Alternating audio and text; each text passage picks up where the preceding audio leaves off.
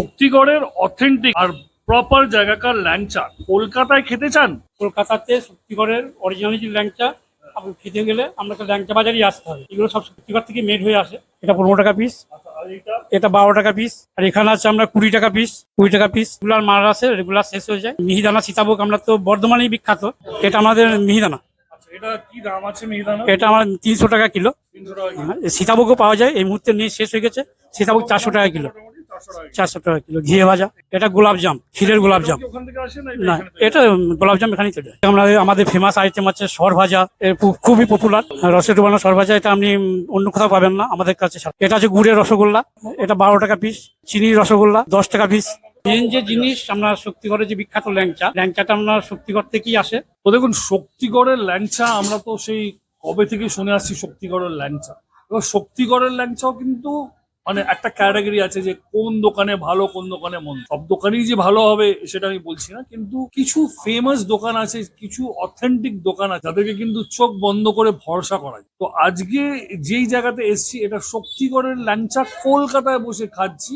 আর কলকাতাতে এনাদের একটাই ব্রাঞ্চ আছে, সেটা হচ্ছে এই এয়ারপোর্ট 1 নম্বরের কাছে মেন রোডের ওপরে ল্যাংচা বাজার। এবার এটা কোনো রানিং দোকান নয়, কিংবা ওই মারুতি ভ্যান করে এসে বিক্রি করে চলে গেলাম, ভালো হলো খারাপ হলো কেউ কিছু ধরার নেই। কি মিষ্টি এখানেই তৈরি হয়, কিংবা নোনতা এখানেই তৈরি হয়, কিন্তু স্পেশালিটি ল্যাংচা, মিহিদানা, সীতাভোগ এই জিনিসগুলো কিন্তু বর্ধমান থেকেই আসে। তাহলে কলকাতায় বসে যদি আপনাদের মনে হয় যে শক্তিগড়ের একদম অথেন্টিক জিনিস খেতে চান, কিন্তু একটাই শাখা, সেটা হচ্ছে ল্যাংচা বাজার, এয়ারপোর্ট 1 নম্বরের কাছে। এনাদের ডিটেলস আমি ফার্স্ট কমেন্টে দিয়ে রাখবো, আপনারা দেখতে পারেন। এটা 12 টাকা, এটা 15 টাকা, এটা 20 টাকা। টেস্ট সবকটারই এক। এই হচ্ছে সেই বিখ্যাত ল্যাংচা। এই দেখুন, আমি হালকা করে টেস্ট করবো, করে আপনাদেরকে বলবো।